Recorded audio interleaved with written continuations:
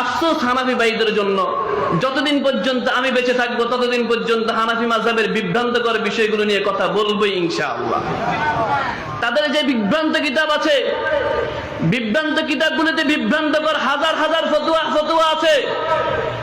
তাদের একটা মুখতাসরুল কুদি নামক একটা কিতাব রয়েছে, এই কিতাবে 12,000 মাসালা আছে।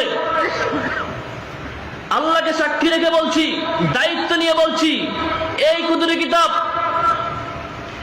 এই হানাফি মাযহাবের কুদুরি কিতাব 12,000 মাসালা আছে। ইমাম আবু হানিফা 150 হিজরিতে মৃত্যুবরণ করেছেন। এই কিতাবটা 278, ওনার মৃত্যুর 278 বছর পরে লেখা হয়েছে। একটু বুঝেন, ইমাম আবু হানিফা মৃত্যুবরণ করেছেন 150 হিজরিতে। এই ভাই এই যে কুদুরি কিতাব, তিনি কুদুরি কিতাব রচনা করেছেন 278 হিজরিতে, প্রায় 278 বছর পরে। হানাফি মাযহাবের অন্যতম গ্রহণযোগ্য একটি কিতাব হলো হেদায়া। আমি কিছুদিন পূর্বে হেদায়া কিতাব নিয়ে চ্যালেঞ্জ দিয়েছি। হেদায়া কিতাবের বিভিন্ন বিভ্রান্তকর মাসআলাগুলো নিয়ে কথা বলছি। আমাকে চতুর্দিক থেকে থামিয়ে দেওয়ার চেষ্টা করা হয়েছে।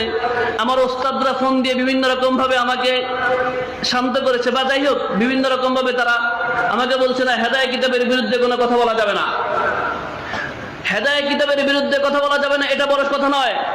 হেদায়া কিতাবের বিরুদ্ধে যদি হানাফিদের আপনাদের প্রধান কিতাব হেদায়া কিতাবের মধ্যে যদি কোরআন হাদিস বিরোধী বক্তব্য থাকে, সেটা আমি বলবোই ইনশাআল্লাহ। জাতির সামনে মুখোশ উন্মোচন করতে হবে।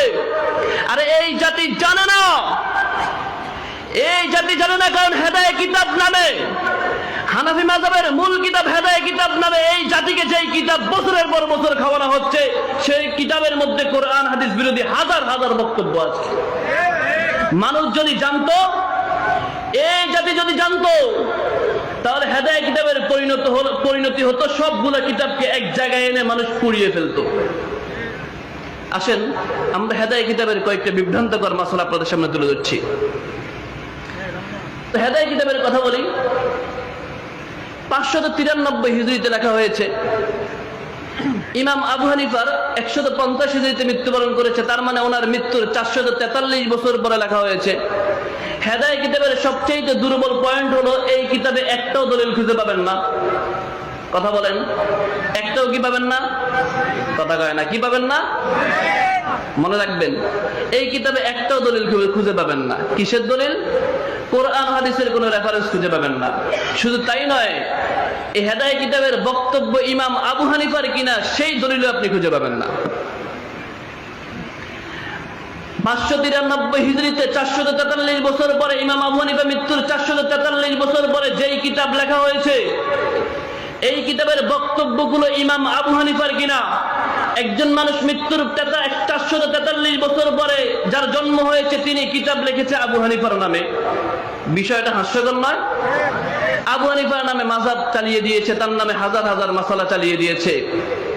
আমি তো চ্যালেঞ্জ দিয়েছি, এমন কোন মায়ের বেটা যদি আসমানের নিচে জমিনের উপর থাকো, যে আমার সামনে বসে হেদায়া কিতাব সম্পর্কে যে সকল আপত্তিগুলো আমার রয়েছে, কম পক্ষে 200 আপত্তি তুলবো।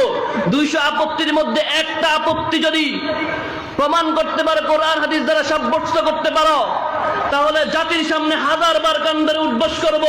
আর আমি যদি প্রমাণ করতে পারি হেদায়া কিতাবে হাজার হাজার বক্তব্য কোরআন হাদিস বিরোধী আছে, মানুষের ঈমান নষ্ট করবে হেদায়া কিতাবের মাসালাগুলো, এই জাতিকে দিনের পর দিন বিভ্রান্ত করছে, এই জাতির ঈমান আমল নষ্ট করছে, তাহলে হানাফি ভাইরা আমার সাথে বসো। আমি যদি প্রমাণ করতে পারি, এক বৈঠকে হানাফি মাযহাব মতে হানাফি মাযহাবকে তালাক দিয়ে সালাফি হয়ে যাও। ঠিক কিনা? যদি আমি প্রমাণ করতে না পারি, আমি জাতির সামনে হাজারবার কান্দর উদ্বোস করব। আর যদি প্রমাণ করতে পারি, তাহলে মেনে নিতে কোনো অসুবিধা নেই। ঠিক না? আল্লাহ তাআলা বুঝদান করে, জোরে বলেন আমিন।